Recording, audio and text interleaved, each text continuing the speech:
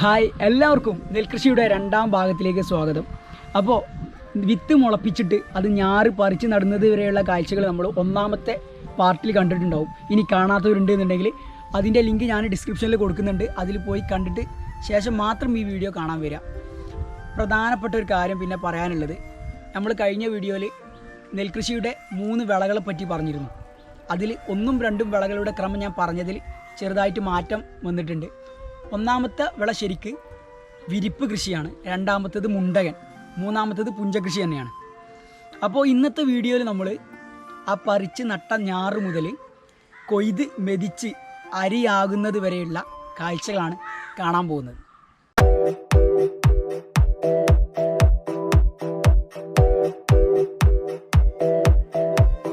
ഞാറ് നട്ടിട്ട് ഇന്നേക്ക് 7 ദിവസമായിട്ടുണ്ട്. അപ്പോൾ ഇന്നിനി വളമിടാൻ പോവാണ് നമ്മൾ.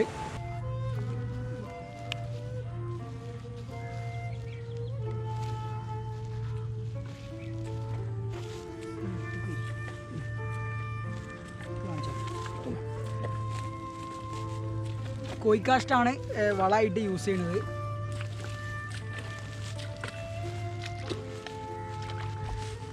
ഇത് മാർക്കറ്റിൽ നിന്ന് ചാക്കിന് 170 രൂപ നിരക്കിൽ വാങ്ങിച്ചതാണ്.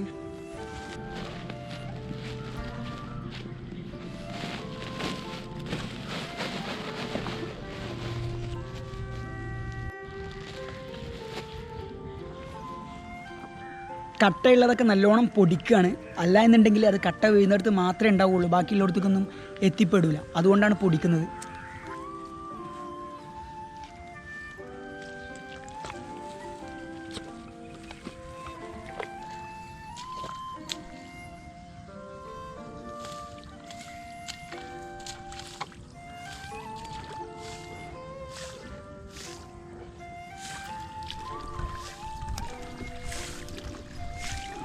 പണ്ടത്തെ പോലെ ജൈവവളം മാത്രം ഉപയോഗിച്ചാൽ വിളവ് കുറവായിരിക്കും.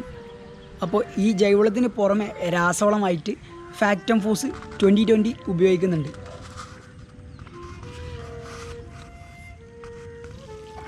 ഒരു മാസത്തിന് ശേഷം വീണ്ടും നമ്മൾ യൂറിയയും അതുപോലെ പൊട്ടാഷ്യം നമ്മൾ ഇതിൽ ചേർത്ത് കൊടുക്കുന്നുണ്ട്. അപ്പോൾ നമ്മുടെ വളം ഇടലൊക്കെ കഴിഞ്ഞിട്ടുണ്ട്. അപ്പോൾ ഇനി ഇത് ശരിക്കും നെല്ലിൽ പിടിക്കണം എന്നുണ്ടെങ്കിൽ ഒരു 2-3 ദിവസം എടുക്കും. അപ്പോൾ അതിന് വെള്ളം വറ്റണം. അപ്പോൾ അതിൻ്റെ മുന്നേ അടുത്തുള്ള പാടക്കാരൊന്നും വെള്ളം തിരിച്ച് കൊണ്ടുപോകാൻ പാടില്ല. അപ്പോൾ അതിന് ഇവിടെ വളം ഇട്ടിട്ടുണ്ട് എന്ന് മാർക്ക് ചെയ്യാൻ വേണ്ടിയിട്ട്, ഇട്ടിട്ടുണ്ടെന്ന് മറ്റുള്ളവർക്ക് മനസ്സിലാകാൻ വേണ്ടിയിട്ടുള്ള ഒരു അടയാളത്തിന് വെക്കുകയാണിത്.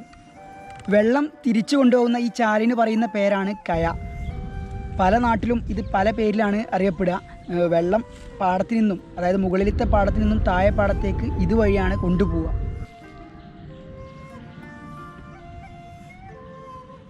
നമ്മൾ ഉപയോഗിച്ചിരിക്കുന്ന വിത്ത് എന്ന് പറയുന്നത് ഉമാവിത്താണ്. വിത്ത് മുളപ്പിച്ചിട്ട് 125-ാം ദിവസം ആകുമ്പോഴേക്കും നമുക്ക് കൊയ്യാൻ പാകത്തിനാവും. ഓരോ വിത്തിലും ഇതിൻ്റെ കാലയളവ് വ്യത്യാസപ്പെട്ടുകൊണ്ടിരിക്കും. കുറേ തരം വിത്തുകളുണ്ട്. 90-ാം ദിവസം കൊയ്യാൻ പാകത്തിനാവുന്നുണ്ട്, 100-ാം ദിവസം പാകാവുന്ന, അങ്ങനെ വിത്ത് പല വിധമുണ്ട്. ഞാറ് നട്ട് 70 ദിവസം ആകുമ്പോഴേക്ക് കതിരൊക്കെ വരാൻ തുടങ്ങും. ഞാറ് പറിച്ച് നട്ടിട്ടുള്ള 85 ദിവസത്തിന് ശേഷമുള്ള വളർച്ചയാണിത്. കതിരൊക്കെ ശരിക്ക് വന്നിട്ടുണ്ട്.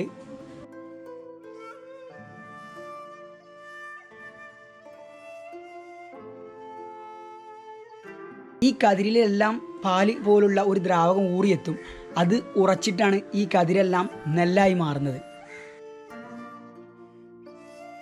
ഈ പ്രദേശത്തുള്ള പാടശേഖരാണിത്. ഈ കാണുന്നതൊക്കെ എല്ലാം ഒന്നിച്ചാണ് കൊയ്യാൽ. കതിര് വന്ന സമയത്തുള്ള വളർച്ചയും അതുപോലെ തന്നെ കൊയ്യാനായ സമയത്തുള്ള വന്ന മാറ്റവും ഇത് കാണുമ്പോൾ നിങ്ങൾക്ക് മനസ്സിലാവും. ഞാറ് പറിച്ച് നട്ടിട്ട് ഇന്നേക്ക് 3 മാസം കഴിഞ്ഞു. നെല്ലൊക്കെ ഏകദേശം കൊയ്യാനുള്ള പാകത്തിനായി കഴിഞ്ഞിട്ടുണ്ട്. ഇനി കുറച്ച് ദിവസം കൂടെ, ഒരു 5-6 ദിവസം കൂടെ കഴിഞ്ഞാൽ നമുക്ക് മെഷീൻ വരും, കൊയ്യാനുള്ള മെഷീൻ വരും, കൊയ്ത്ത് തുടങ്ങും.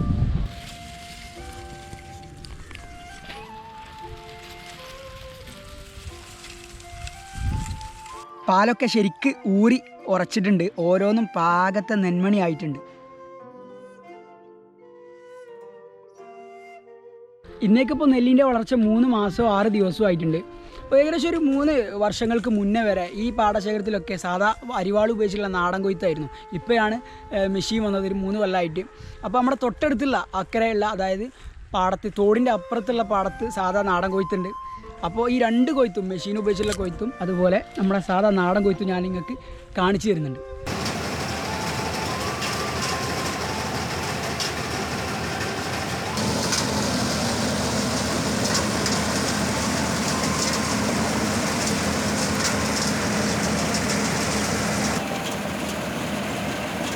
കൊയ്ത്തിൻ്റെ കൂടെ തന്നെ മെതിയും നടക്കുന്നുണ്ട്.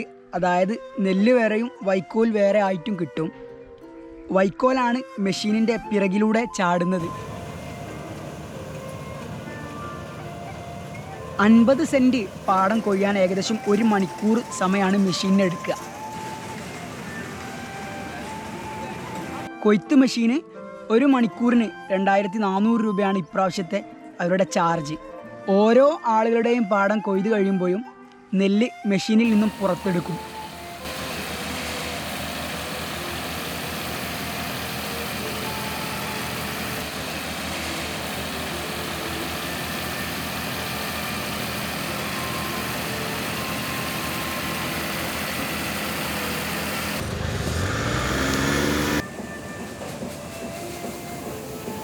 പാടത്ത് നിന്ന് തന്നെ കൊണ്ടുപോകുന്നവർ നേരിട്ട് വണ്ടിയിലേക്ക് നെല്ല് മാറ്റുകയാണ് ചെയ്യുന്നത്.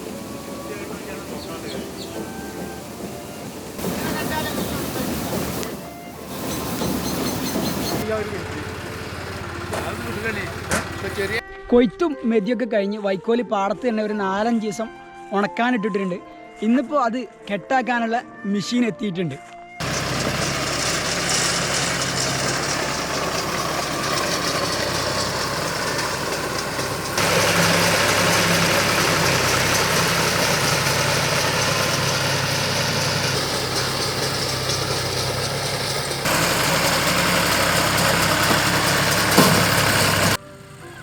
വൈക്കോല് ഇതുപോലെ കെട്ടായിട്ടാണ് നമുക്ക് കിട്ടുക.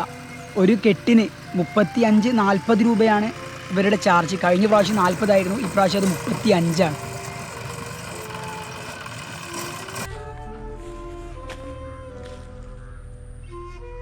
അങ്ങനെ മെഷീൻ കൊണ്ടുള്ള കൊയ്ത്തും മെതിയൊക്കെ നിങ്ങൾ കണ്ടു. ഇനി ആ സാധാ നാടൻ കൊയ്ത്ത് അരിവാൾ കൊണ്ടുള്ള നാടൻ കൊയ്ത്ത് നമുക്കൊന്ന് കണ്ടിട്ട് വരാം.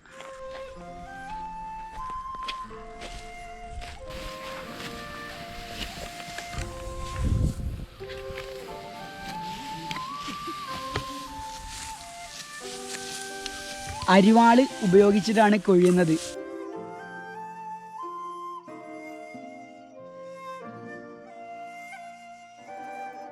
കൊയ്തെടുത്തിട്ട് അത് ചെറിയ ചെറിയ കെട്ടുകളാക്കി വെക്കും. ചുരുട്ട് എന്നാണ് ഇതിന് പറയുക.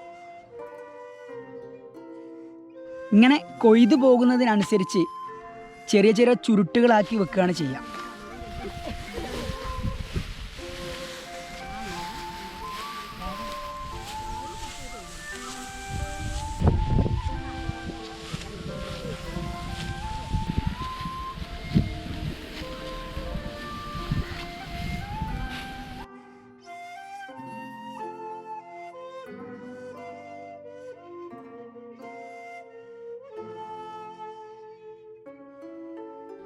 പല ഭാഗങ്ങളായിട്ടുള്ള ഈ ചുരുട്ടുകൾ, ഈ കൂട്ടിവെച്ച ചുരുട്ടുകൾ ഒന്നിച്ച് മെതിക്കുന്ന ഭാഗത്തേക്ക് എത്തിക്കുകയാണ് ഇപ്പോൾ ചെയ്യുന്നത്.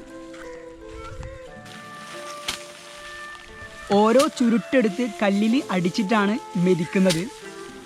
ഇങ്ങനെ അടിക്കുമ്പോൾ നെന്മണികൾ ചുരുട്ടിൽ നിന്നും വേറിട്ട് പോരും. ഇതെല്ലാം അടിച്ചു കൂടിയിട്ട് മുറത്തിനാക്കിയിട്ട് നെല്ലും പതിരും വേർതിരിക്കാൻ വേണ്ടി കാറ്റിനിടുകയാണ് ചെയ്യുക. അഥവാ ഇതിന് പാറ്റുക എന്നാണ് പറയുക. പതിര് എന്നാൽ കതിരിൽ ശരിക്ക് പാലൂറി നെന്മണി ആവാത്തവയാണ്. നല്ല കാറ്റുള്ളത് കൊണ്ടാണ് ഇപ്പോൾ ഇങ്ങനെ ചെയ്യുന്നത്. അല്ല എന്നുണ്ടെങ്കിൽ ഫാൻ ഉപയോഗിച്ചോ അല്ലെങ്കിൽ വീശിക്കൂടെ ഉപയോഗിച്ച് വീശിയിട്ടാണ് വേർതിരിക്കുക. ഇങ്ങനെ ചെയ്യുന്നതോടെ നെല്ലുകൾ നേരെ താഴെ വീഴും. അരിയല്ലാത്ത പതിരുകൾ കുറച്ച് വെയിറ്റ് ഇല്ലാത്തത് കൊണ്ട് കാറ്റടിക്കുമ്പോൾ ദൂരേക്ക് വീഴും.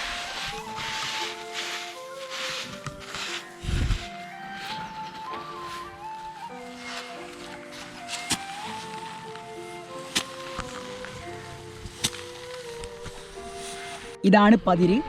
വാരി പുറത്തേക്ക് ഒഴിവാക്കിയതാണ്. ഇതിനകത്ത് പൊള്ളയായിരിക്കും, അരി ഉണ്ടാവില്ല.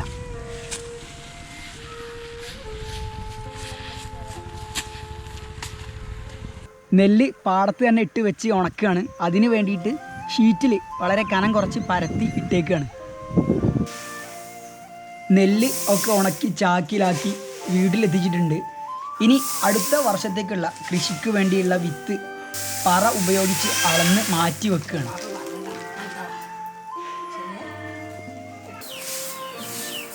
വിത്തായതുകൊണ്ട് തന്നെ പതിരെല്ലാം കളയാൻ വേണ്ടിയിട്ട് ഒന്നുകൂടെ ഫാൻ ഉപയോഗിച്ചിട്ട് കാറ്റിന് പാറ്റുകയാണ്.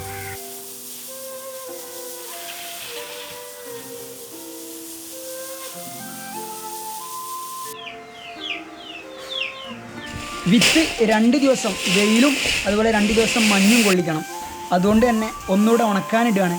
വിത്തിൽ കീടങ്ങൾ വരാതിരിക്കാൻ വേണ്ടിയിട്ടാണ് മഞ്ഞ് കൊള്ളിക്കുന്നത്. അങ്ങനെ നമ്മുടെ കൊയ്ത്ത് മെതി അതുപോലെ ഉണക്കലൊക്കെ കഴിഞ്ഞിട്ടുണ്ട്.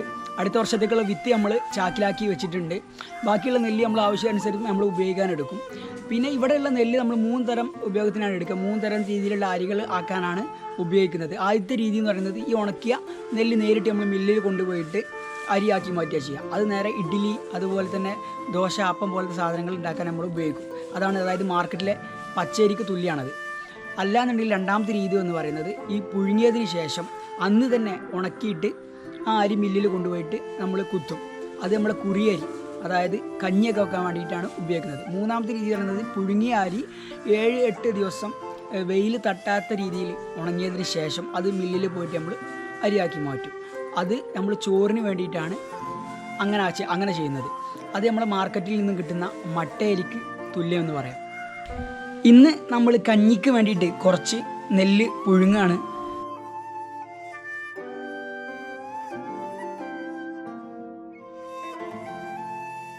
നെല്ലിട്ടതിന് ശേഷം വെള്ളം നിറച്ച് നന്നായിട്ട് ഇളക്കണം. ഇങ്ങനെ ചെയ്യുമ്പോൾ പാറ്റിയതിന് ശേഷമുള്ള പതിരിഞ്ഞ് ബാക്കി ഉണ്ടെങ്കിൽ അത് വെള്ളത്തിൻ്റെ മുകളിൽ പൊങ്ങി നിൽക്കും. അത് പിന്നെ വാരിക്കളയാണ് ചെയ്യുക.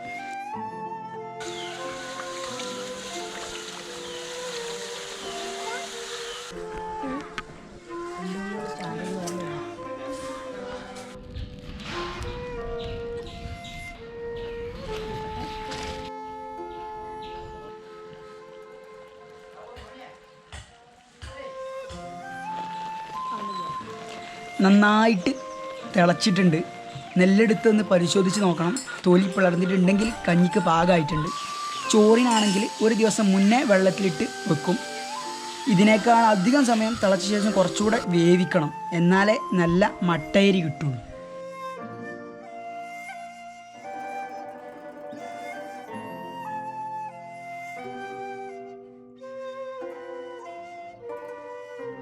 അങ്ങനെ പുഴുങ്ങലും അതുപോലെ ഉണക്കലൊക്കെ കഴിഞ്ഞു. ഇനി നെല്ല് കുത്താൻ വേണ്ടിയിട്ട് നമ്മൾ അരിയാക്കാൻ വേണ്ടിയിട്ട് നമ്മൾ മില്ലിൽ പോവാണ്. മില്ലിൽ എത്തിയിട്ടുണ്ട്. നെല്ല് കുത്തി അരിയാക്കുന്ന മെഷീനാണിത്.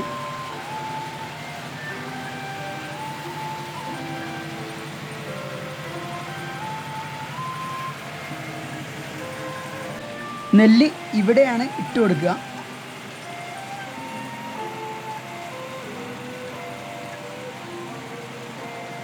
പുറകുവശത്ത് കാണുന്ന ഇതിലൂടെയാണ് ഉമി വീഴുക. അതായത് നെല്ലിൻ്റെ പുറന്തൊലിയാണ് ഉമി എന്നറിയപ്പെടുക.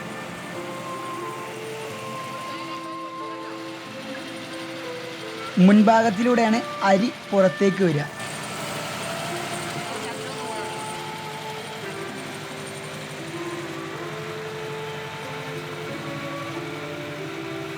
കഞ്ഞിക്കുള്ള നല്ല കുറിയരി റെഡി ആയിട്ടുണ്ട്.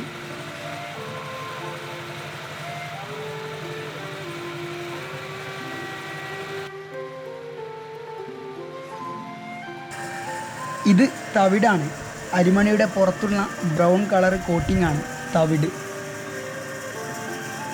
നെൽകൃഷിയെക്കുറിച്ചുള്ള A to Z തുടക്കം മുതൽ, അതായത് വിത്തിട്ട് അരിയാകുന്നത് വരെയുള്ള കാഴ്ചകൾ ഞാൻ നിങ്ങൾക്ക് കാണിച്ചു തന്നിട്ടുണ്ട്.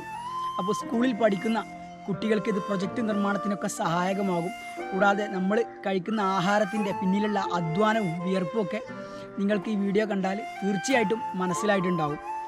അപ്പോൾ പറയാനുള്ള ഒരു കാര്യം എന്ന് പറഞ്ഞാൽ ഒരു വറ്റ് പോലും നമ്മൾ പാഴാക്കരുത് എന്ന ഒരു അഭ്യർത്ഥന കൂടെ എനിക്ക് നിങ്ങളോട് പറയാനുണ്ട്. അപ്പോൾ തീർച്ചയായിട്ടും ഈ വീഡിയോ നിങ്ങൾക്ക് ഇഷ്ടപ്പെട്ടിട്ടുണ്ടെന്നുണ്ടെങ്കിൽ ഇത് നിങ്ങൾ മറ്റുള്ളവരിലേക്ക് എത്തിക്കണം, ഷെയർ ചെയ്യണം. അതുപോലെ താഴെയുള്ള ചുവന്ന സബ്സ്ക്രൈബ് ബട്ടൺ നെക്കിയിട്ട് ഒന്ന് സപ്പോർട്ട് ചെയ്യണം. തീർച്ചയായിട്ടും ഇതുപോലെയുള്ള നല്ല വീഡിയോകളുമായിട്ട് നമുക്ക് വീണ്ടും കാണാം.